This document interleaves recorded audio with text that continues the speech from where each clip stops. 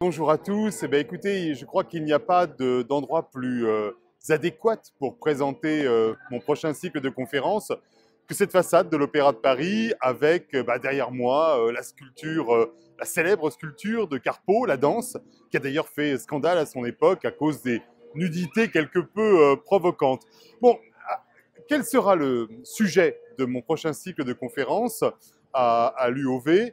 Eh bien, ce sera justement la question d'étudier la question des rapports qu'il y a entre peinture, sculpture et justement les arts scéniques, qu'ils soient le théâtre, qu'ils soient la danse, le ballet ou qu'ils soient l'opéra. Et ceci, nous allons le développer dans une succession qui sera à la fois chronologique et à la fois thématique depuis le milieu du XVIIIe siècle jusqu'au milieu du XXe siècle. Et ça va nous donner l'occasion de voir eh bien, des artistes, pour certains extrêmement connus. On partira de François Boucher, par exemple. On ira jusqu'à Picasso. Et l'on découvrira, eh bien, par exemple, bien, la manière avec laquelle tous ces artistes ont participé eh bien, à la vogue du wagnérisme en France, ont participé également au ballet russe, ont participé également à des théâtres d'avant-garde. Voilà, c'est ça cette aventure absolument passionnante que je vous propose l'année prochaine, qui mêle à la fois peinture, musique, art de la danse, scénographie, décor de théâtre, costumes pour le théâtre ou évidemment pour l'opéra.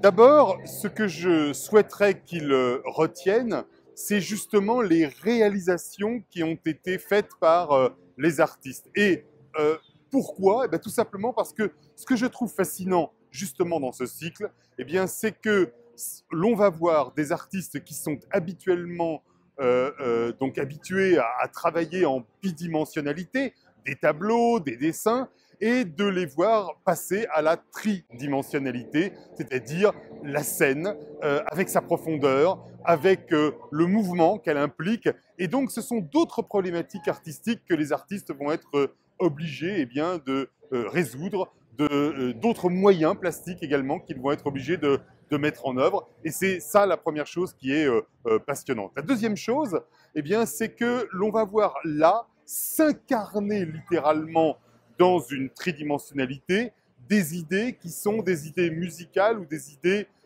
littéraires, c'est-à-dire au fond des idées qui sont habituellement d'une certaine manière abstraites et que l'on va voir là littéralement s'incarner, prendre chair à travers des costumes, à travers des décors qui sont des décors tridimensionnels.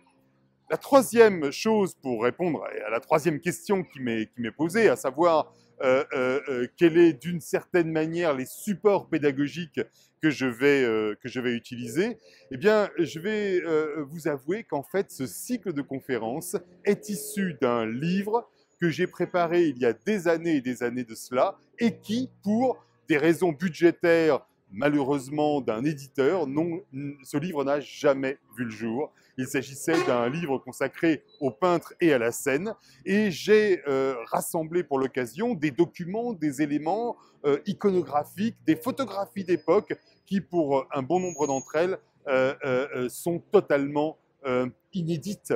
Et c'est de cela dont je vais vous faire bénéficier. En fait, c'est un projet qui, initialement, n'a jamais vu le jour et que je suis extrêmement heureux eh bien, de pouvoir concrétiser devant vous l'année prochaine.